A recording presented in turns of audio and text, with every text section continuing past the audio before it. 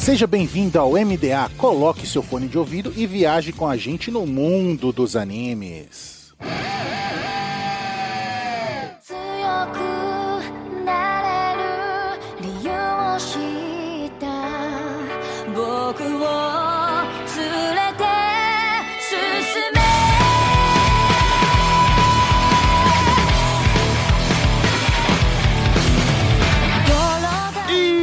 Estamos no ar com o MDA, seja em navio pirata ou em uma nuvem voadora. Viaje com a gente no mundo dos animes. E nesta semana vamos viajar no mundo de Kimetsu no Yaiba e vamos de trem.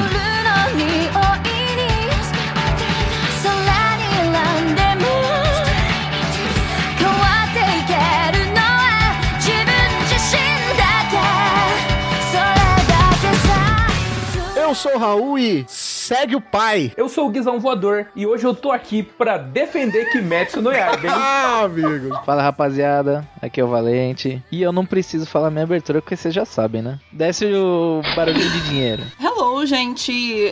Chegando aqui nesse recinto virtual no MDA pela primeira vez e eu não vou embarcar nesse trem do hype, não. Olha aí. Ô, louco.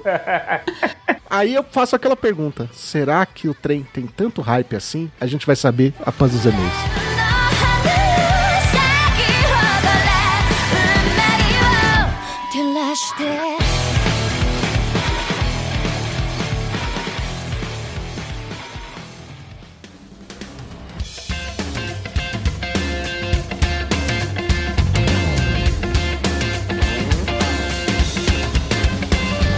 E mais uma semana de e-mails e recadinhos do MDA. Sempre agradecendo os nossos parceiros do Catum, Grindcast, Sakuga Brasil, OPEX, Papo Nerd com Elas e o canal do YouTube Guizão Voador. E claro, agradecendo sempre o apoio da Anime Hunter na Galeria Sogo, terceiro andar, ou no site www.animehunter.com.br. Lembrando sempre que vocês podem usar o cupom NSV Mundo Geek e ganhar 10% de desconto nas suas compras em mangás. Nós também temos o apoio da Crunchyroll, o maior streaming de animes do Brasil, e da Rádio J-Hero, onde estamos todo domingo às 4 da tarde.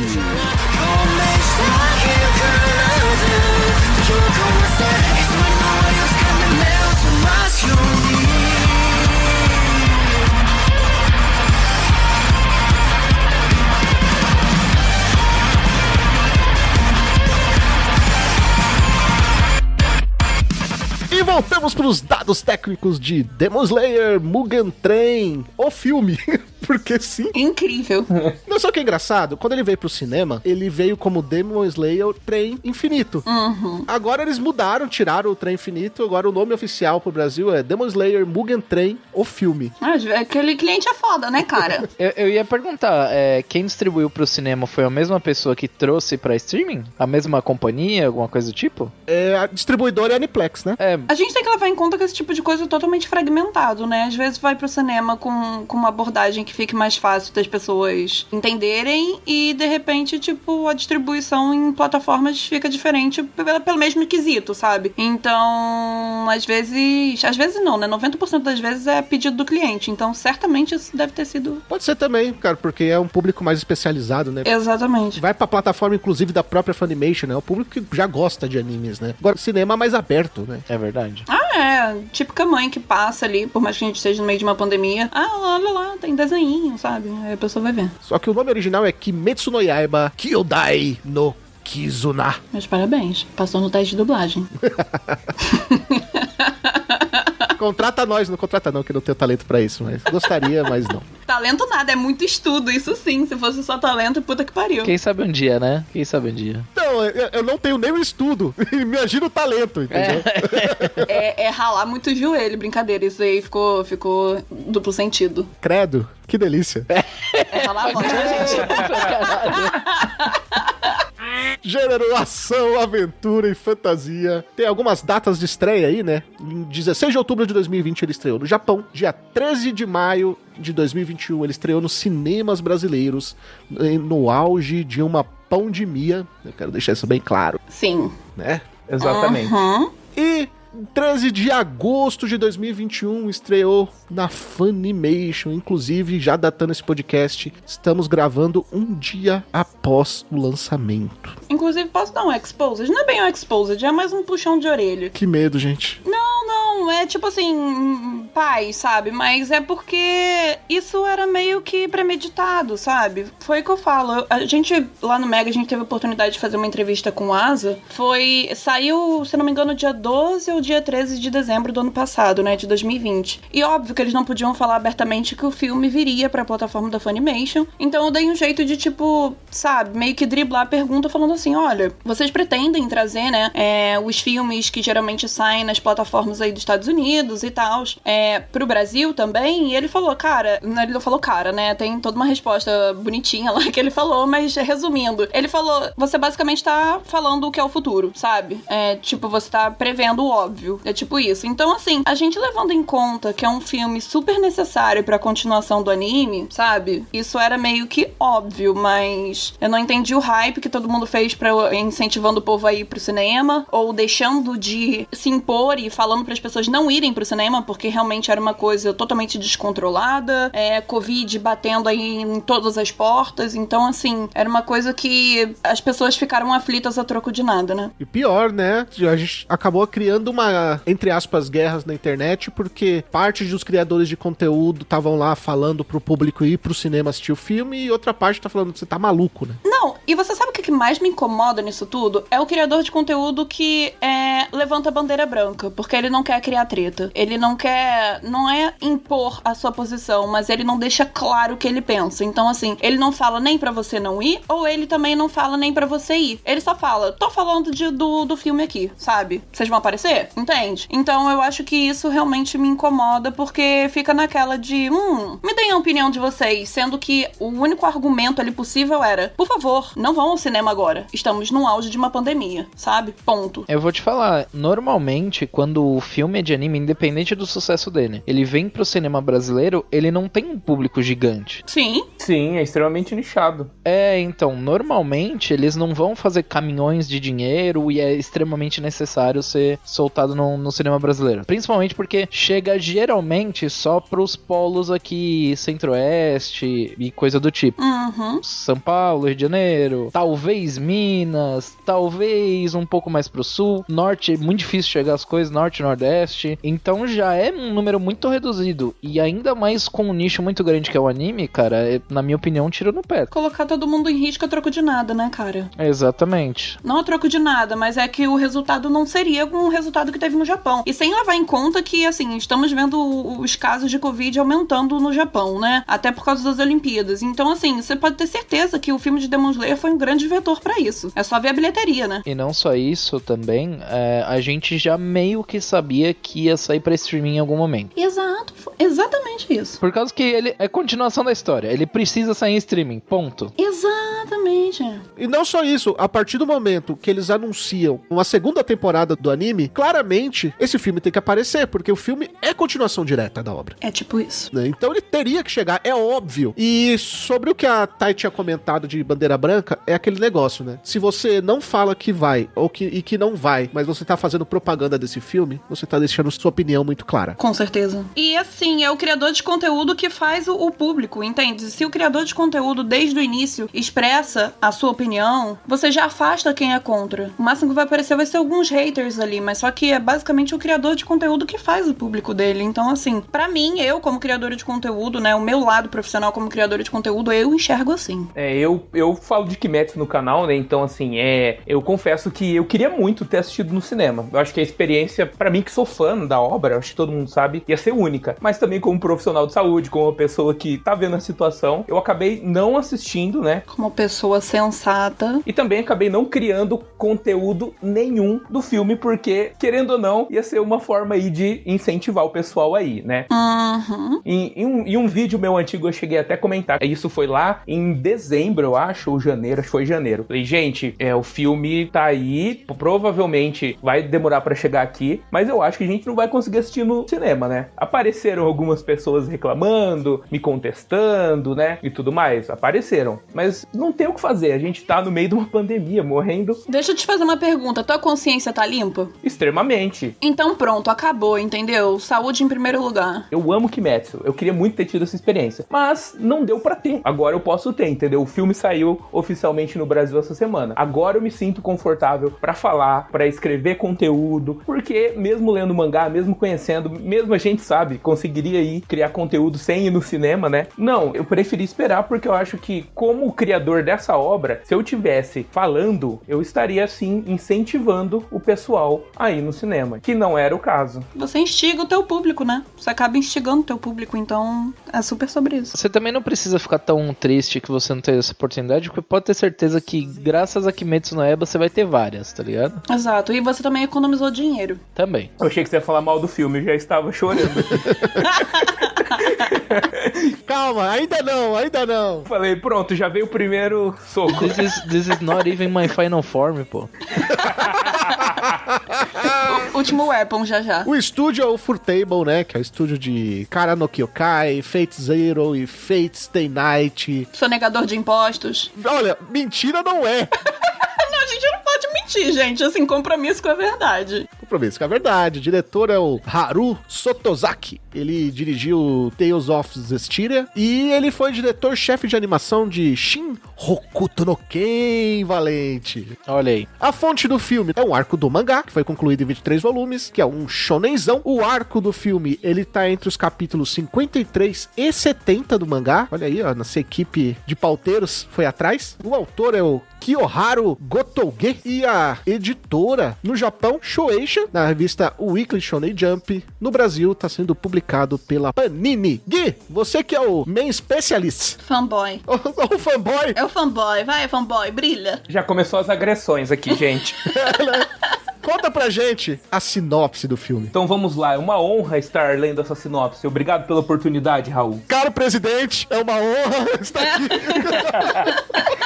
Alô, CPI. Depois que uma série de desaparecimentos misteriosos começam a assolar um trem, múltiplas tentativas da corporação de caçadores de demônios para remediar o problema se mostram infrutíferas. Para evitar mais baixas, o Pilar das Chamas, Kyojuru Rengoku, assume a responsabilidade de eliminar a ameaça. Acompanhando-o estão alguns dos novatos mais promissores, Tanjiro Kamado, Zenitsu Agatsuma e Inosuke Hashibira. Sem o conhecimento deles, as forças demoníacas responsáveis pelos desaparecimentos já colocaram seu plano sinistro em ação, e o grupo deve salvar todos os 200 passageiros a bordo. Será que eles salvam os 200 passageiros? Antes de começar a falar da história em si, vamos falar um pouquinho sobre a escolha da mídia cinema para esse arco, especificamente para esse arco. Bom, vamos lá. É um arco curtinho mesmo, no mangá acho que são 17 capítulos, né? E vamos pros prós, né? Kimetsu foi uma hype tremenda, né? Então acho que faz uns 2 anos que saiu, né? O anime. E o mangá acabou em março do ano passado, né? Tempinho sem anime, né? E o mangá também ficou uma lacuna. Mídia do cinema. Uma forma, na minha opinião, de arrecadar mais dinheiro. Isso é óbvio. Pegar uma carona na hype, né? Tanto que acho que foi o filme de anime mais visto, né? Foi. Bateu recordes, né? Aquela, né, Gui? Eles não queriam esperar um ano pra ter uma nova temporada do anime. Eles queriam ganhar dinheiro nesse meio tempo, né? Isso, exatamente. É, até porque eles iam perder o... Olha aí, o gancho. Eles iam perder o trem, porque o mangá já tava acabando, né? O trem do hype. Temos ali, como eu tava conversando com o Raul. Raul. Raul. Temos ali diversos problemas também, né? Temos uma parte do filme que acaba se tornando um pouco arrastada, né? Que é a minha parte favorita, mas querendo ou não, se você não tá muito naquela vontade de ver aquilo, acaba se tornando arrastado, que poderia ser fragmentado aí em alguns episódios. Mas, de certa forma, eu acho que o filme, ele criou mais hype ainda, foi uma forma de criar mais hype pra obra, né? Porque aí todo mundo queria ver o filme, todo mundo queria ver o que ia acontecer, e aí já começa aqui, o povo quer ver o Rengoku, quer ver, né, o trem, e aí vão soltando aqueles trailers. Tem o seu ponto forte, mas também tem o ponto negativo. Pra ser sincero, eu não me incomodou de ser um filme. E isso levando em conta que eu não curto muito assistir filmes de anime. Não sei porquê, eu tenho isso em mim. Eu não sei se é porque geralmente não é canônico e eu acabo não conseguindo absorver aquela informação, eu não sei. Eu geralmente não gosto. Esse filme eu gostei, né? Eu gostei, mas como vocês sabem, eu sou muito fã. Então é bom ouvir agora os nossos queridos companheiros aí pra ver o que eles acharam. Eu acho que tem certas escolhas que foram um pouquinho equivocadas. Primeiro, quando você pega um arco pra você adaptar em uma outra mídia, já que a história está em uma série animada, você tem que pensar muito bem no que você tá adaptando. Na minha opinião, e a gente vai falar isso conforme a gente entrar no roteiro da obra, não era o melhor arco pra ser adaptado. Ele tem uma barriga grotesca. Pra cinema, isso é muito complicado, ainda mais pra um filme de 2 horas. Eu queria chegar nesse ponto exatamente, porque normalmente quando a gente vê um filme de anime, ou eles são fillers, ou eles são com uma quantidade de tempo um pouco mais reduzida, tanto que é muito difícil você ver um filme de anime chegar a 2 horas. É muito comum você ver filme com 1h10, 1h20, 1h30. O filme de Given, que saiu faz pouco tempo, tem 1 hora, né? E ele também é adaptação do mangá. Então, não sei porquê, mas a indústria japonesa, ela tem meio que essa mania de, quando elas vão fazer algum filme canônico, ele parece um episódio comprido. É meio estranho. Pra mim, essa barrigada que teve, só pode ser porque os caras quiseram deixar o filme com 2 horas. Porque não tem outro motivo. Queriam vender como um filme longo e queriam adaptar um arco, mas foi isso que o Gui mesmo falou, ele sendo fã da obra, tá, gente? É um arco que não acontece muita coisa, não é pra algo de 2 horas, isso daria tranquilamente pra poder ser adaptado em 2 episódios, até porque a gente tem uma metade de um filme. As partes que eu gostei foram o início e o final, porque o meio do filme ali, do que aconteceu, cara, foi muito mais do mesmo. O desenvolvimento, eu digo, não é dos personagens em si, e sim o desenvolvimento da trama, não foi bom. Não é questão de ser hater e tal. Eu não acho o Demon Slayer, tipo, a pior obra já feita, que não sei o que lá. Eu assisto na moral, mas esse filme, o que mais me irritou foi pelo fato dele ter sido arrastado. E não foi por conta da direção em si, e sim da roteirização, porque é um arco onde não é pra um filme de 2 horas, saca? Sem falar que, por conta de ter tido 2 horas, várias cenas, se vocês notarem, inclusive dentro do próprio trem,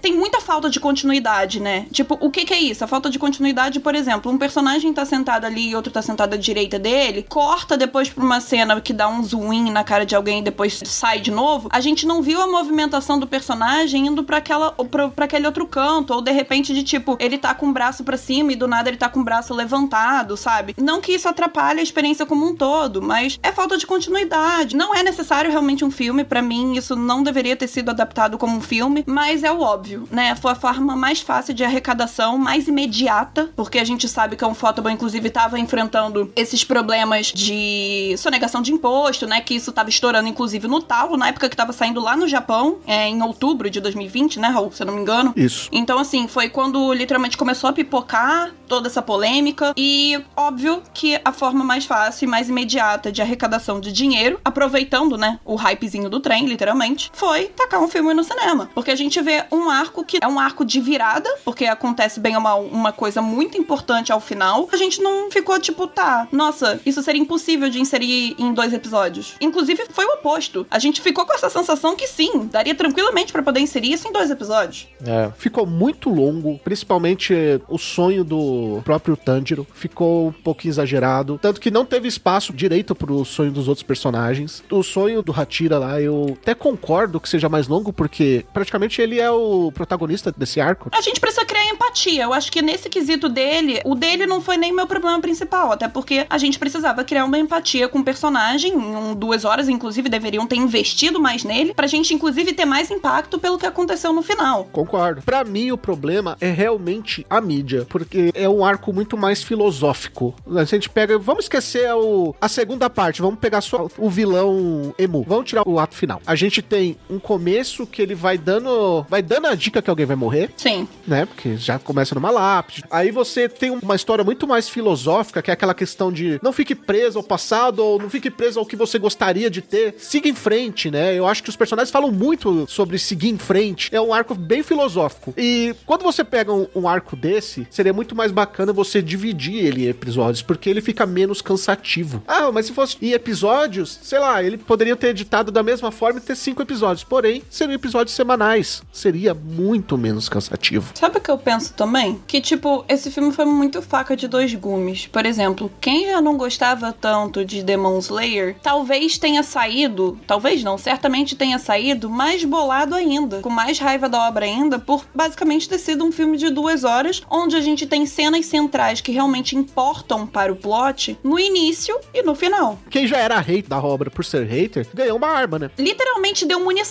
deu munição pra hater. Eu vou te falar que eu não gosto muito de Demon Slayer, não é nem pela obra, é mais por causa dos personagens. Eu acho a maioria deles bem ruins. Mas o meu sentimento depois de ver o filme continuou o mesmo. Umas lutinhas show, dá pra assistir de boa, shonen de batalha legal, mas personagem ruim, umas barrigadas, uns personagens que nem precisava existir. A relação minha com Demon Slayer continua a mesma. E é bonito, né? Eu acho que o que mais pesa, e inclusive eu acho que hype todo que é criado é por ter o dedinho da Ufotable, porque a gente vira e mexe, a gente conversa, seja no Twitter, seja, sei lá, em qualquer outra rede social, e eu acho que é meio que unânime, basicamente, quanto a esse tópico de animação, é que se não fosse um Ufotable, talvez não seria isso tudo. Uma coisa não tem como negar, né? O cinema, ela é uma experiência quase que perfeita pra Kimetsu no Yaiba, porque a qualidade de animação e a qualidade de som deles é absurdo. Não, pelo amor de Deus. Não tem... É incomparável. Pena que a gente tá no meio de uma pandemia, né? Exatamente. É uma experiência única, né? Assim, seria uma experiência única, né? Cinema, né, mano? Esse já é um fator mais complexo, porque quando o filme saiu nos cinemas japoneses, já estava no meio de uma pandemia. Não estava no começo, já estava no meio de uma pandemia. Tava on fire lá no Japão, maluco. Exatamente. É muito complicado. Desde a escolha da mídia, a mídia naquele momento, eu acho muito complicado. Sabe, são vários fatores que me deixam muito desanimado com esse filme. Mas eu não tenho problema com os personagens, eu acho ok. Eles têm características muito expressivas, né, do que eles são. O meu problema com a obra é o próprio roteiro, porque as coisas acontecem porque o roteiro precisa que ela aconteça, não tem explicação alguma. E isso acontece pelo menos umas 5, 6 vezes nesse filme de 2 horas. Na primeira temporada a gente viu isso muito mais, mas no filme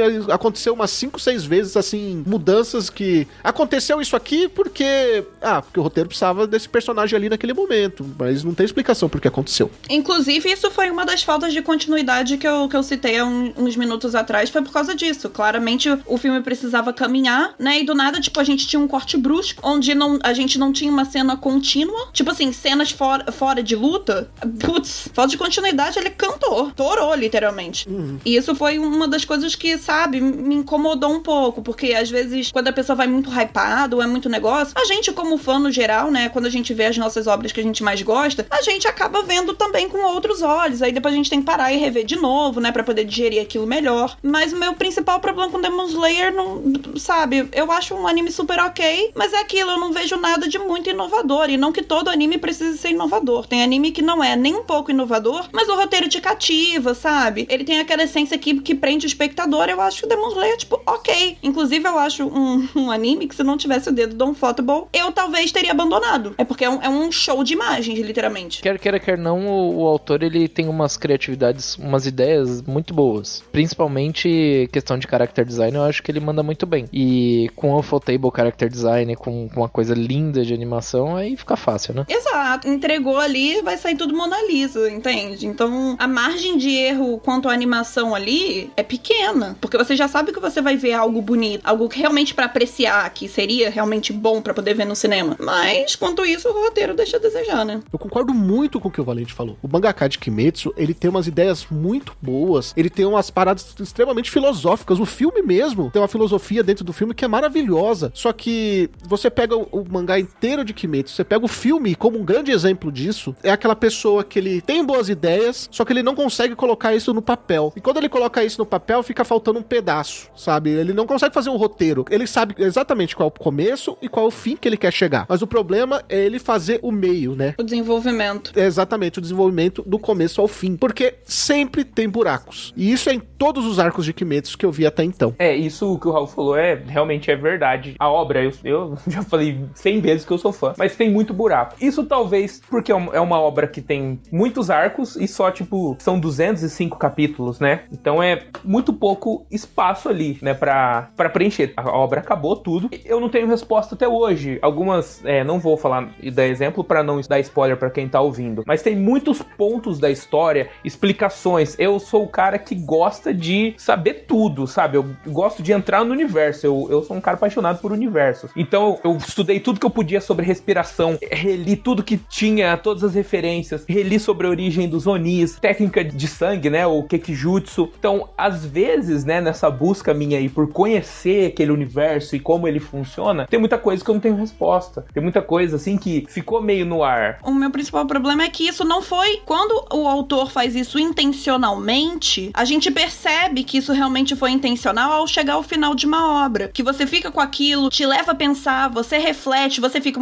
se isso daqui fosse diferente. Eu acho que não foi o caso aqui. É falta de informação mesmo. Exato, que tipo assim, passou, entendeu? A gente sabe que inclusive o próprio schedule de mangaka é uma coisa corrida, a gente nem precisa bater nessa mesma tecla. Mas assim, eu acho que nesse caso, os furos que acabaram ficando não foram intencionais. Não foi. É como você mesma disse, é que às vezes tem o fim aberto, sabe? Que não tem a resposta porque ele quer fazer você pensar na resposta que você acha. Mas nesse caso não, tem muito disso mesmo. Falta, às vezes não, frequentemente faltam algumas informações mesmo. E isso, quando você olha pro roteiro, realmente isso é um problemão, né? Mas como o Raul disse, né? Eu gosto de ter uma percepção da parte filosófica mesmo da obra, né? É uma obra que, de um lado, me atacou muito emocionalmente. Em alguns momentos, eu acho que talvez isso que fez eu gostar tanto, né? Olhando pro roteiro, sim, cheio de buracos, algumas falhas de continuidade ali. Mas eu concordo com vocês. Eu acho que nessa parte do roteiro poderia ter sido melhor. E outra coisa, não gostar ou gostar, tá tudo bem. O negócio é que você também precisa entender, como a gente tá fazendo aqui nesse cast, é quando você critica algo, você apresenta argumentos. Você só não tá dando hate porque,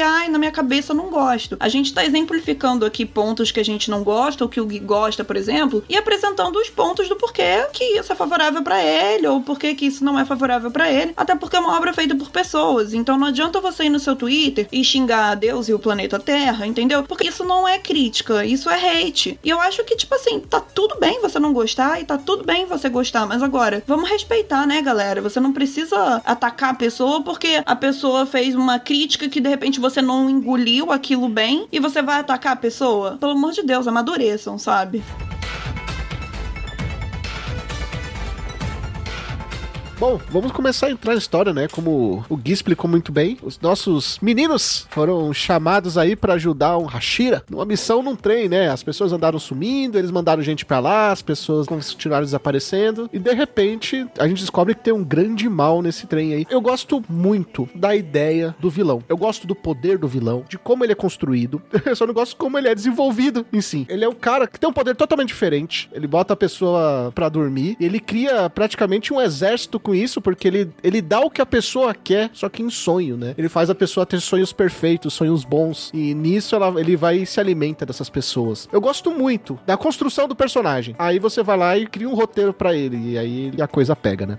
E lembrando em Kimetsu no Yaiba, conforme os Onis vão se alimentando de seres humanos, eles vão ficando mais fortes. Esse cara tá, sei lá, quantos anos comendo gente de dentro do trem, né? Então, o bicho é forte. Olha aí! É o Kid Bengala do trem, né, velho? Assim que é bom.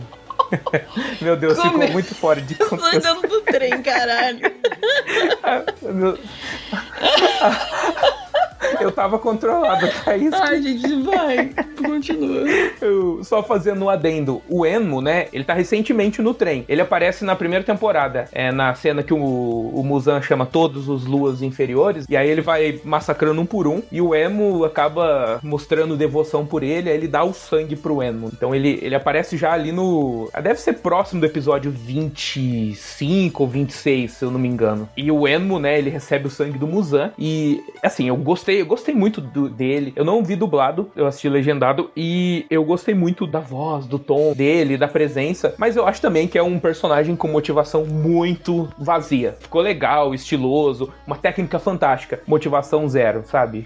Quero servir ao Muzan. Isso é um ponto desse arco que me incomoda. Apesar dele ser manipulador, ter uma personalidade, assim, legal, mas eu achei com uma motivação muito fraquinha pra um vilão de um filme. Por mais que, tipo, eu acho a motivação dele também fraca. E eu acho que, assim, se é pra poder fazer um vilão cético, aquele que, tipo, é descrente de tudo, que duvida de tudo, que não tem crenças maiores e que vai viver apenas por uma pessoa, de repente, que você mostre isso mesmo, entende? Ele ficou meio a ver navios ali. A gente viu uma pessoa vazia. A gente não viu ele realmente mostrando um lado mais, sei lá, cético mesmo e nem tão devoto. Essa parte da devoção daria pra resolver muito fácil. Mostra ele indo no trem, buscando o corpo e levando pro Muzan, pronto, acabou. É isso, não precisa de mais nada. É muito complicado até a introdução dos personagens no filme, né? Porque a introdução do Rengoku, cara, eu não sei vocês, mas eu tava com um pouquinho de aflição. Quando eles encontram o Rengoku lá que ele tá comendo e falando, delícia, sabe? Ele não pisca. Não só ele, ninguém pisca durante uns 7 minutos seguidos da aflição. Meu colírio ali berra. Eu também fiquei. Quando o personagem não pisca, me dá uns derrames assim que eu fico nervosa. Eu começo a coçar o meu próprio olho. Sabe o que é engraçado? Cara, o personagem tá mexendo a cabeça. Deixa a porra do personagem piscar, gente. Deixa free piscada, sabe? Não precisa nem fazer ele mexer a cabeça. Só faz ele piscar. Pronto, já tá tudo bem. Gui, você notou? Cara, não, eu tava tão... Meu Deus, é o Rengoku. Aí, fanboy. Viu? Aí, ó. Por isso que eu digo, tem que rever o filme. Na hora que eu vi, o que me chamou a atenção, né? Ele começa lá, delícia, delícia. E eu falei, cara, o Rengoku, ele é muito animado, né? Na outra temporada, a gente vê Kei Hashira em ação. A Shinobu, que ela fala, tipo assim, né? Sabe? E o Tomioka, que é praticamente um cara desanimado, né? Parece eu de segunda-feira. Delícia, gostoso, maravilhoso. Amém. Blessed. Como é que é o nome do outro Hashira que você falou agora? O certo é Tomioka, mas... Eu juro que por um segundo eu ouvi carioca. Ô, louco. Nossa. Já falar, a gente tem vários Hashira aqui, então segue o bonde. A Thay é o nosso Hashira, o Hashira da água. Tamo junto aqui, ó. Hashira do mar. Uou, sou Hashira carioca. O Hashira do Realengo. Eu ia falar. Ó, eu vou te dar um tiro, hein? A pronúncia correta é Tomioka, né? E só que de tanto povo falar tapioca, eu acabei... Sabe? Tapioca. Sabe quando você fala, tipo, turabão em vez de falar tubarão, e aí chega uma hora que o seu cérebro não sabe qual que é o certo? É tipo isso, sabe? Então, o Tomioka, né, a gente vem com 2 Hashiras que a gente vê em ação, que praticamente não precisam usar, sei lá, 5% do poder, porque eles não tiveram um desafio, né? E aí, nisso, aparece o Rengoku todo animado, né? Se propondo ali a treinar os jovens caçadores. Já tem ali 2 batalhazinhas rapidinhas, só pra mostrar ele em ação e tudo mais. E aí, não percebi a piscada, porque eu estava... Meu Deus, é o Rengoku, eu esperei tanto por isso. Pô, falar nisso, às vezes eles cagam no pau só pra ter o fator esperança, né? Porque a primeira coisa que o Tanjiro fala pro Rengoku é, então, meu pai fazia uma dancinha aí, e quando eu fiz essa dancinha, soltou fogo. Você conhece esse raio dessa dancinha aí? Aí o Rengoku começou a explicar que não, porque existe lá a água, fogo, coração, caramba 4, Capitão Planeta. Aí depois fala, então, nunca ouvi falar. Aí chega lá no final da história, ele, então, eu não conheço, mas tem um livro lá em casa. É o gancho pra próxima aventura. Parece sessão de RPG, tá ligado? Tipo assim, nossa, você apresenta lá no início da one shot, aí no final aparece um mendigo que vira e fala, eu vi esse livro, mas ele está na cidade seguinte. Pelo amor de Deus, não, o pior é a desculpa. Eu estava lutando, lembrei que meu pai tem um livro lá. Ih, o livro, rapaz. No meio da luta, desviando de soco, matando Oni, fala assim, agora que ele falou do livro, agora eu lembrei. Acabei de lembrar que eu perdi o cartão da biblioteca. Tipo isso. Putz, caraca, vou ter que pagar o aluguel, sabe? Me doeu, cara, me doeu. Desculpa aí, Gui, mas é dolorido. Não, tá certo. Querendo ou não, é um problema mesmo, né? E eles usam isso tanto que a primeira parte do anime vai ser meio que o Tanjiro nessa busca, né? E eles vão usar isso para conectar ali um pouquinho. Ainda vai se falar um pouco sobre Rengoku, sobre sua família, né? Tem uma certa relevância para a história e tudo mais. Mas realmente não deixa de ser também outra brecha aí. Realmente lá ele vai falar, então começa a explicar das respirações, das derivações. Aí ele fala, não, nunca ouvi falar disso daí, né? O problema é seu. Me dói essas explicações muito longas que tem no filme, que eles poderiam colocar no filme. Por exemplo, o Emo, ele fica lá em cima do trem, manda a menina ir lá e amarrar o braço do pessoal. Depois ele fica uns 5 minutos explicando o plano dele. Precisa explicar o plano se a gente vai ver isso em 2 horas de filme, gente. Pelo amor de Deus. Parece que a gente voltou pra Cavaleiro Zodíaco, né, cara? Não, pior. E aí o que acontece? Ele termina de explicar o plano, aí eles já estão lá no sonho, e quando eles voltam, o braço dos caras já tá amarrado. É sobre isso.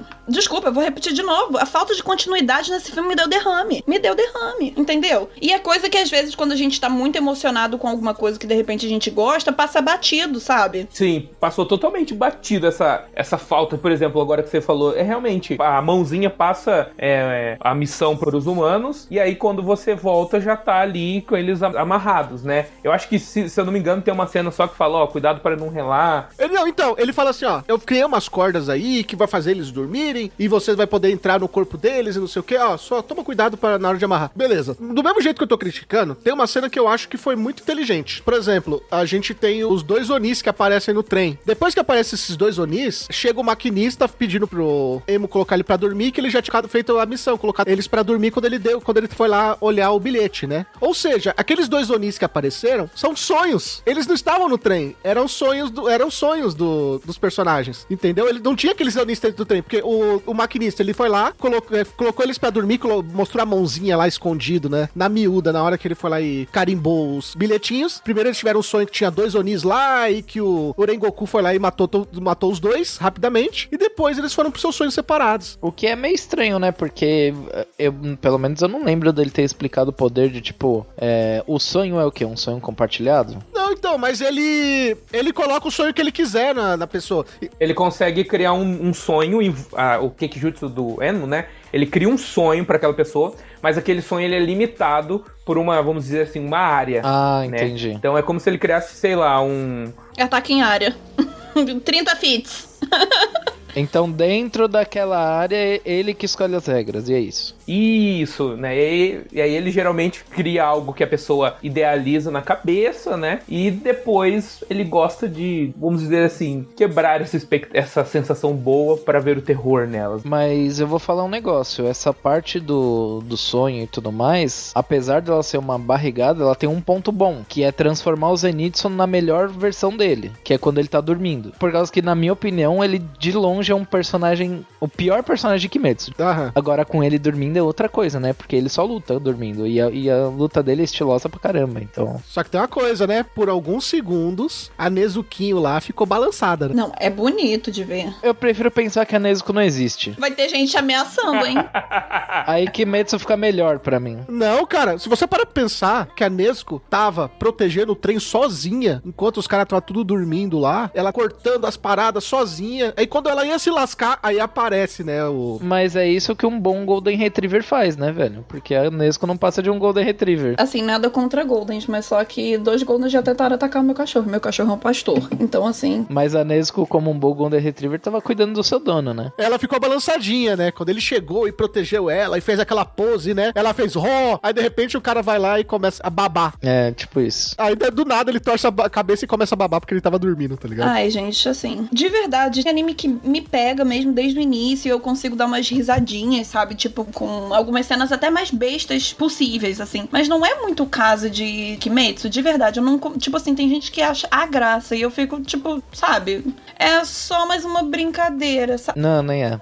Mas assim, respeito acima de tudo. Até porque isso não é o problema principal. Isso nem é um problema. Isso aí é gosto meu, sabe? Mas também é a pegada do Juninho, né? Essas coisas é pro Juninho, é pra aquele pré-adolescente falar, pô, isso aqui é maneiro pra caramba. Eu acho que o Valente falou sobre isso, né? A gente critica que entre as coisas Kimetsu, mas a parte da luta lá faz aquele Juninho interior lá dar palpitada, né? Ah, com certeza, É. com certeza. Do Juninho, da Julinha, de todo mundo. Ah, de todo mundo, né? Nossa, com o lo-fi tocando no fundo, show. Esse filme serviu pra poder rolar MV aí no YouTube, que eu vejo vários, assim, porra. Olha o lo-fi aí. Tá tocando! Filho, de todos os tipos possíveis, assim, serviu muito pra MV. Inclusive, o cut, o Director's Cut, deveria ser um MV. Uns 15 minutinhos de MV, tá show. Então, viu?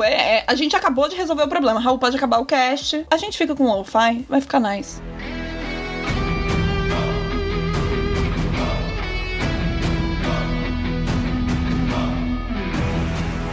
A gente conhece um pouco da história do Rengoku ali no sonho, né? O caso do pai dele e tudo mais, quando ele perdeu a mãe, depois o pai dele foi lá e se aposentou e mandou tudo a merda, meio que tipo, depressão mesmo, né? Sim. Super. Quando a gente entra nessa história assim, foi o suficiente pra vocês pra se apegar ao personagem? Você sentia empatia? Não. É, com esse pouco tempo nunca vai ser, independente do personagem. Mentira. Dá pra construir uma parada boa. Ó, até dá, mas você tem que ser um roteirista excelente. Que não é o caso. Não é qualquer um que consegue fazer, sabe? São poucos os casos onde acontece. E então, esse é o ponto, saca? Não, e o foda é que foram 2 horas pra poder criar essa brecha, ou seja, não era uma coisa pequena, sabe? É, mas eu vou te falar que, tipo, no final do filme, eu falei, pô, que pena que ele morreu, eu gostaria de ver mais dele. Só que não fiquei aquele tipo, pô, ele morreu, aí é foda, sabe? Deixa eu te fazer uma pergunta, tu ficou mais assim assim porque os ataques deles são fodas, certo? Com certeza, com certeza. Então, não foi porque a história dele é tipo,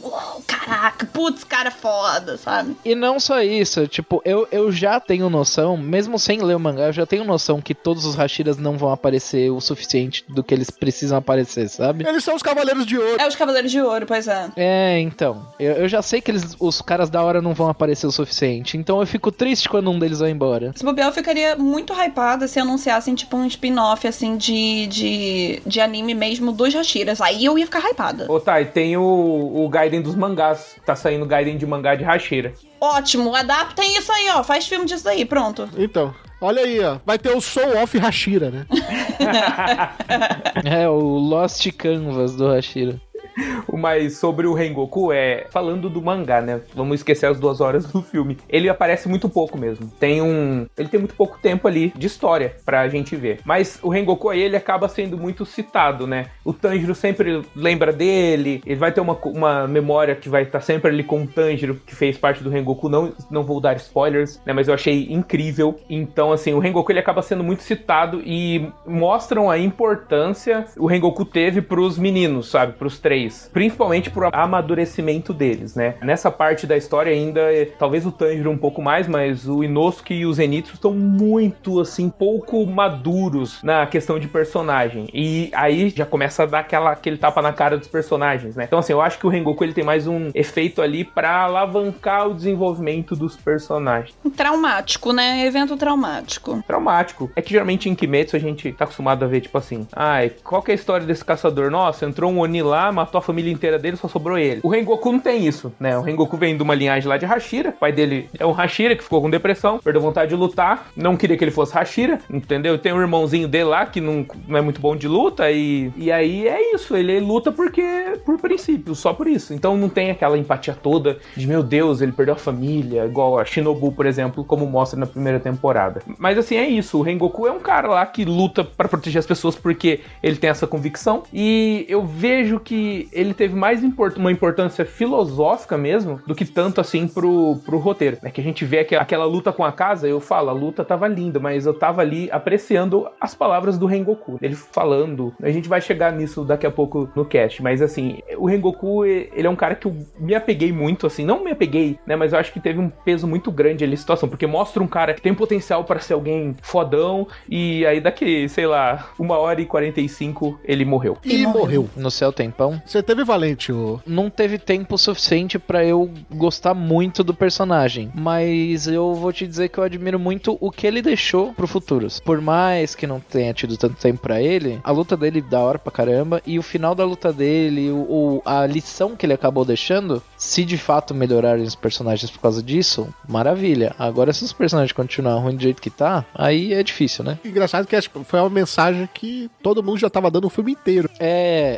Tipo isso, né? Super inovadora. Essa mensagem foi sendo colocada, assim, eu acho que o Inosuke falou, o Tanjiro falou, eu acho que só o Zenitsu não falou porque ele era tapado, né? E porque ele tava dormindo. Ele tava dormindo. Mas é por causa que eu não sei vocês, mas eu sinto o Rengoku mais como uma figura meio All Might da vida, sabe? Isso, exatamente. E não fala assim, senhor Arumaito, dá pra criar antipatia e empatia por ele, inclusive. Arumaito.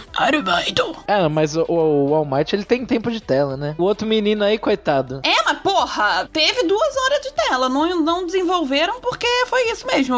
O Gui falou que o material de origem mesmo já não dá tanto foco pra ele, então isso é problema da obra mesmo. Então é problema do autor. Mas isso daí não é novidade pra ninguém. O autor, pelo amor de Deus. Exatamente. Não dá pra exigir uma parada que não existe. Sim, total. Só que quando o material de origem não dá muito foco pra personagens como o próprio Rengoku, a gente pode usar filmes pra isso, né? E eu acho que usaram da maneira errada, sabe?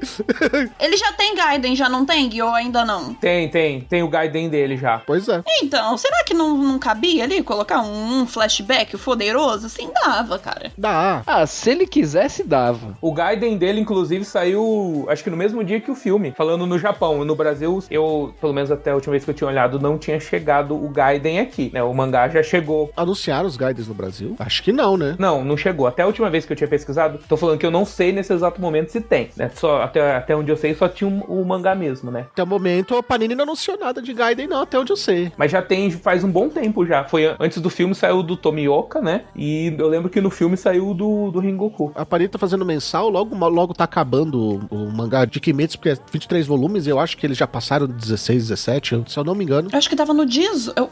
Se eu não me engano, acho que o Renan falou que tava no 17, eu acho que alguma coisa assim, 17, 18. Então, pois é. Aí você pega por aí, daqui a pouco acaba o mangá, e eu acho que aí a Panini deve anunciar os Gaidens. Deve vir junto com a próxima temporada, provavelmente. Seria inteligente. Pode ser um baita anúncio, na verdade. Olha aí, ó. Você ouviu primeiro aqui? Você ouviu primeiro aqui no cast, no MDA, hein? Queria comentar um pouko sobre o Inosuke. Eu sei que ele é o alívio cômico, mas não exageraram no uso dele, no tempo dele de tela? Tempo que, inclusive, que poderia ser usado pelo Rengoku. O filme, ele teve muitos momentos de tensão, né? Porque eles estavam presos ali no sonho, não sei o que e tal. Só que, de repente, cara, parece que toda vez que eles queriam aliviar um pouco essa tensão, Inosuke. Eu acho que ele foi o melhor personagem, eu acho que ele mais se destacou, mas foi por causa de todo esse tempo de tela que deram pra ele. Só que esse tempo de tela que deram pra ele, deixaram de dar tempo de tela pra outras coisas que eram necessárias no filme, né? Como o próprio roteiro, como a gente explicou várias vezes aqui. E o Rengoku, porque ele só aparece no final, ele some no meio do filme. Ele vira pro Tanjiro e fala assim, ó, vão lá, corta a cabeça daquele cara, que eu me viro aqui, e foda-se. O Rengoku era o personagem principal, mas parece que o filme era do Tanjiro e Inosuke. O problema desse filme é que ele dá muita asa pra personagem ruim. No caso, o Tanjiro, na minha opinião, um dos piores. E o Inosuke, eu vou te falar que ele até é aceitável, digamos assim. Mas todo mundo tava lá por causa do Rengoku. O Inosuke e o Tanjiro, a gente já vai ver muita coisa deles, tá ligado? O Rengoku, contanto que todo o material promocional foi feito em cima dele. A gente não precisava tanto assim do, tipo, principalmente do Tanjiro. Teve a parte do sonho dele, onde contam coisas que talvez vão ajudar na história. Eu falei, conta, mas é justamente a parte da barrigada, é a parte chata. E eu queria perguntar uma coisa pra vocês. Não é muito estranho Tanjiro vencer a luta final assim, com um golpe que ele usou uma vez sem querer? É. Poder do protagonismo. Eu acho que aquilo ali é uma cena mais pra parecer bonita do que uma cena que tem uma explicação por trás mesmo, sabe? Não tem nenhuma. Não tem nenhuma explicação. A escola é Chichikubo, então. É. Vou pôr a respiração do sol aqui num pedaço, nem vamos chamar de uma forma, né? Numa espadada pra ficar maneiro, entendeu? Isso daí é uma fórmula válida em todas as mídias, que quando o filme não consegue se sustentar, ou eles querem manter uma boa impressão, inclusive pra quem sai do cinema, é coroar a cena final, né? Que a gente chama da coroação da cena final. O ato final ser coroado com um super ataque, uma super finalização de um personagem querido ou um personagem que ninguém tava esperando. Ou seja, aqui optaram pelo Tanjiro, que foi literalmente o hype do final do filme. E ele usa 2 vezes. Ele usa pra vencer o Emu, e depois ele usa uma variação, que é quando a casa foge, ele pega e joga a espada vai flamejando. E sabe o que acontece? A galera que saiu do cinema, é a primeira coisa que falam dessa cena. O ser humano é assim, gente. Sai do cinema, a gente, com quem tá do lado e tal, você vai comentar com alguém, né, do que você acabou de ver, e vai o quê? A sua memória mais fresca, que é aquela cena final, épica e tal. Então, assim, a probabilidade de alguém sair do cinema muito mais hypado do que alguém que não gostou é muito maior, sabe? Isso aí não sou eu que tô falando, isso aí, inclusive, é tática de cinema mesmo. De, tipo, você coroar aquela cena final com uma cena mais épica. Avengers usa isso, mudando agora um pouco de mídia, né? Avengers usa muito isso. Os filmes do super-herói, no geral, usam muito isso. Por quê? Porque você sai com aquela sensação, cara, de tipo, caraca, sabe, poder e tal, tipo, que o personagem é foda e que, nossa, tudo foi coroado, literalmente, sabe? E foi realmente isso que aconteceu no filme. No mangá ele usa também, Gui? Ô, Raul, eu não me lembro, no mangá, na cena que ele tá com a espada, eu não me lembro de ter nenhuma menção à respiração do sol. Até porque, vamos ser aqui, talvez quem conhece, muita gente me pergunta isso, né? O pessoal conhece a obra. Eu até tive essa dúvida há um bom tempo atrás. As respirações, Guilherme. A respiração da chama do Rengoku. Quando o Rengoku faz aquele movimento e aquele efeito lindo de fogo, aquilo não existe. Aquilo é um efeito efeito do mangá mesmo, né? Vamos dizer, é um efeito visual, é uma coisa estética. O Rengoku não está criando uma chama, entendeu? Então, o mesmo se aplica pra respiração do sol lá. Quando o Tanjiro faz aquilo, em teoria, dá a entender que ele usou a respiração. Mas eu acredito que foi só mesmo que a Thay falou, é a cena para ficar épica, né? Eu não me recordo dessa menção de respiração do sol nessa parte da obra. Posso estar enganado, mas não me recordo, não. E sabe quando foi que eu me liguei que ele ia acabar usando esse poder do nada? Quando o Rengoku perguntou pra ele qual que era a cor da espada dele, ele falou preta. E vocês lembram o que o Rengoku respondeu? Nunca vi um Hashira com a cor de espada preta, né? Que isso? Não, ele nunca viu um Hashira que deu certo. Aí ele perguntou por quê? Porque todo Hashira com espada preta não sabe que o estilo quer usar. Tem isso. Aí você vê, ele tá usando outro estilo, né? Que é o estilo do sol. É verdade. Isso. Bipolar. Bipolar total. Bom, ele vence, né? Eles vencem aí com o poder do protagonismo. De repente, surge de uma moita. Literalmente, né? Eu fui dormir pensando nessa moita. Que isso? Pô, Guilherme! Ontem eu deitei, eu falava, gente, mas como que o Akaza chegou ali? O Raul tem razão. Tava na moita esperando mesmo, pô? É literalmente o esperando na moita. Eu achei uma explicação lógica pra ele aparecer ali do nada. Fonte, voz da minha cabeça. Eu duvido que a autora usou isso pra explicar, mas eu tenho uma explicação lógica. Põe seu ponto, Raul, é um ponto muito interessante. A gente tava conversando ontem, né, Gui e eu, e a gente tava falando, pô, o cara apareceu do nada, né? Aí o Gui falou assim, não, o Muzan, ele consegue sentir onde os seus asseclas estão, e aí ele deve ter mandado a casa pra lá. Eu falei, Gui, o trem estava em movimento. O trem, fazia menos de um minuto que o trem tinha virado. O trem tava em movimento até então. O cara saiu correndo atrás do trem durante 2 horas de filme. É isso mesmo que você tava explicando? Atleta. Foda-se. Atleta, foda-se. E ele parou ali claramente porque ele fez um xixizinho e foi na hora que o trem tombou. Se eu fosse usar a lógica, tem uma Oni, né, que é a mulher do cabelo, que toca, como chama aquele instrumento? Parece uma viola. Ela tem o poder de teletransportar pessoas, o gás. Ela usa isso lá na primeira temporada. Eu lembrei disso hoje. Só que assim, eu duvido que tenha alguma conexão, sabe? Eu acho que realmente foi o roteiro. Ele... Senão ela teria tirado ele de lá na mesma hora. Ele não precisaria ter saído correndo, saca? Isso. É furo. Eu tenho ideia que é furo. Teria essa explicação falando como fã que quer entender cada coisa, mas assim, eu duvido. Eu realmente é o que o Raul falou. Ele tava na moita e sai. Ai, gente, não tem como defender. Ele tava quase o It. É isso. E ele tava lá pra matar todo mundo? Não. Ele tava lá como pastor da igreja dos Onis, falando assim, vem pra cá, vem comigo, você não quer fazer parte dos Onis? Vai ser maneiro. Demonizador. Essa parte aí, ele fica... Vem cá, vem virar um Onizinho. Vem pra cá, aqui tem bolo. E assim, eu achei bem legal. Mas a casa é o meu Oni favorito da obra. Ele, inclusive, tem uma história melhor do que a do Muzan, que eu acho uma história péssima do Muzan, mas isso não vem ao caso. E essa parte também teve um peso pra mim muito grande, né? Relacionado ao passado dele, então ele é um cara que valoriza muito poder, né? Isso realmente tá conectado lá com o passado humano, blá blá blá. E ele reconhece esse poder no Rengoku, né? E ele até fala que o Rengoku tá próximo ali de despertar, chegar no território supremo. Isso faz referência depois à tão famigerada marca do caçador. E aí você já fica ali, ai meu Deus, vai despertar, né? Ai, vai...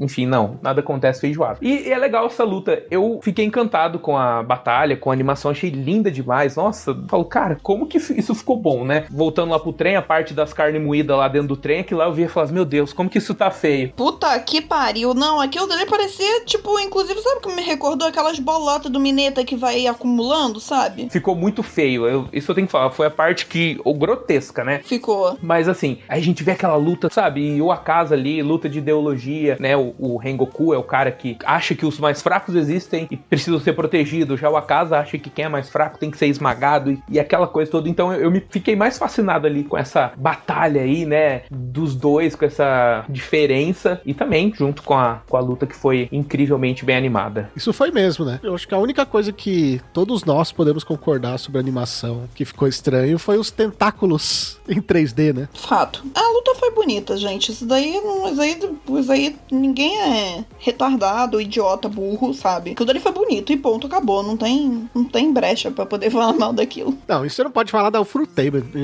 em geral, né? Você assiste Fate lá e assiste Demon Slayer, é espetacular. Exatamente. Você chora de tanta beleza, sabe? E aí, nosso querido aí, ó, Rengoku morreu pra alegria do roteiro. E aí foi mais 10 minutos de choradeira e o filme acaba. e a gente fica pistola. O grito final do Tanjiro, aquele grito dele me foi na alma, assim, sabe? Tipo, nossa. Dublagem, né, cara? Dublagem foi boa. Faz toda a diferença a dublagem. Olha, eu vou te falar que as últimas frases dele pro Oni, quando o Oni tava fugindo, são muito boas. É raro ver o Tanjiro mandar umas frases boas assim, tá? Que é tipo, seu covarde, você tá fugindo dos caçadores, ele ganhou de você, a gente luta enquanto tá num horário propício pra vocês, só pra vocês conseguirem lutar, porque senão não tem nem chance. Sabe o que é engraçado? Engraçado é que, tipo, a caça tá correndo loucamente pra fugir do sol. Aí ele sente o golpe, assim, vira pro outro lado e fala: o que você tá falando aí, pivete? Eu só tô fugindo do sol, não é de você, não. Ele ficou ofendido em ser chamado de covarde. Feriu meu orgulho. Rolou aquele Galvão? Fala, tio. Sentiu. Sentiu, exatamente. E aí a gente chega naquele momento gostoso, né? Ou não, dependendo do Gui. Ai, meu Deus, eu vou ser o novo Sword Art Online. Né? Unicamente. É tipo isso. Você lembra, vai estar no podcast 300, vão falar, nossa, o Gui lá do Kimetsu, nossa. Quando a gente tava no Animistic, que o Guaraná deu 8 pra Sal... Nossa, emocionadíssimo! Emocionadíssimo. Aí o que aconteceu? Depois disso, a nota mínima do Animistic era 8.1 pra ser maior que Sal. Já que caiu tanto, né, cara? Aí tem que aumentar a nota de corte aí, já que a mínima vai ser 8. Quanto que ele deu? 8, né? Sem pressão, viu, Gui? Considerações finais e aquela nota marota pra Demon Slayer, Mugen Train. Bom, o filme, em termos de animação, tirando as carnes moídas lá junta, né? Parecendo um rocambole feio 3D. Animação muito, muito boa, né? Padrão mesmo do estúdio. Roteiro, problemas, né? Assim, com problemas de falta de continuidade em algumas cenas. Os personagens, eu particularmente gosto. A parte barrigada, né, que é a parte dos sonhos, foi a parte que eu mais gostei, porque ela conversa muito com o futuro da obra, com os personagens, mostra muito ali de como eles são, né, e tudo mais. Rengoku poderia ter mais tempo de tela? Poderia, mas na própria obra original, né, no mangá, ele já não tem tanto tempo. Levando todos esses fatores, levando a parte emocional, sim, me impressionou muito, assim, sabe? Como eu falei, o final, o Rengoku lá, se despedindo do Tanjiro, pensando no futuro, pensando no pai, no irmão, o Tanjiro gritando aquelas palavras de desespero, isso mexeu muito comigo, né? Não sei se é porque eu tenho esse sentimento pela obra, esse carinho tão especial, então tudo que eu vejo de detalhezinho dos personagens, de uma coisa assim, já me impressiona. Então eu gostei bastante do filme. Como eu falei, dublagem tava excelente, com alguns pontos assim, e então a nota final que eu vou dar é 8. Olha aí, 8 voltando às nossas vidas. Sword Art Online. Rapaz. Agora a gente tem que dar de 8.1 pra cima, né? Não nesse cast. Agora vai ter que baixar pra diminuir a média, né? Agora a gente só pode dar de 3 pra baixo. Exatamente. Eu vou te falar que normalmente anime não consegue fazer um filme fechado onde não pareça um episódio comprido. Eu não saí com tanta sensação assim de que era um episódio comprido. Me pareceu um filme, mesmo com os problemas do filme. Pra mim é um 6, principalmente por causa da Ufotable, não tem como. A questão de direção de arte, de som, toda a parte visual e de áudio são impecáveis. Provavelmente é o máximo que a indústria consegue fazer. Agora, as barrigadas e todas as outras coisas que a gente já chegou a comentar, eu já bati muito no ponto de não gostar dos personagens, acaba dando uma decaída um pouco pra mim. O 6 eu acho que tá mais do que satisfatório, muito mais por causa do visual do que por qualquer outra coisa. Gente, eu vou ficar com 5, porque eu acho que não tem como ter um filme sem um roteiro bem estruturado, até porque roteiro e direção são os dois pilares, risos,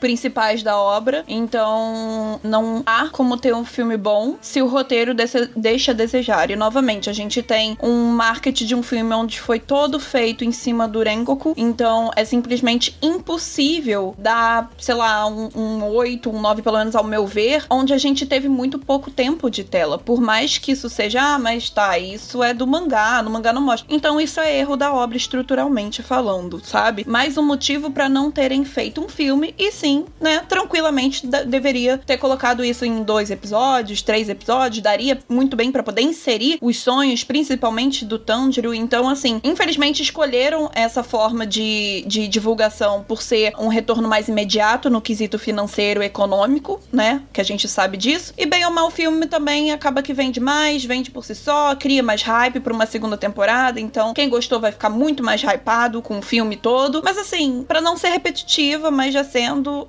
o roteiro não me agradou. E pra mim foi sustentado todo pela belíssima arte, belíssimas lutas que o Ufotable proporcionou pra gente, sabe? Foi como eu disse, o anime principal de Demon Slayer, né, a primeira temporada, pra mim foi super ok. Eu assisti ok, mas não foi, tipo, top 5 pra mim. Não foi top 10 pra mim. Então, eu não sou emocionada com Demon Slayer. Então, eu vou ficar na nota 5. Eu penso em mercado, eu penso no filme em si. E é complicado defender, né? Tentei, busquei pontos positivos, busquei bastante. Tive até uma conversa bem longa com o Gui sobre pontos positivos e negativos que eu tava olhando e buscando. Porém, eu não vou dar uma nota maior que 5, porque, na minha opinião, o filme ele tem mais pontos negativos do que pontos positivos. O filme é lindo? É. Tem umas lutas maneiras? Tem. Tem uma outra frase bacana? Tem. A história do filme é boa? Não. Eu assistiria de novo? Nem ferrando. 2 horas. São 2 fucking horas, né, gente? Eu acho que o filme tem muitos defeitos. Eu acho que escolheram a mídia errada, ou escolheram o arco errado pra colocar isso nessa mídia. Eu ia falar isso agora. Colocaram uma luta final que não deveria nem estar ali. Eu entendo que eles fizeram todo esse arco pro personagem morrer e tudo mais, só que faria muito mais sentido se eles tivessem acabado a história do filme com eles vencendo o cara do trem e começado a próxima temporada do anime com a morte do Rengoku. Eu acho que faria muito mais sentido, daria muito mais ação, daria muito mais peso pro que o filme foi. Pra mim é 4,5. E com essas notas, a média fica 5,9 graças ao Gui.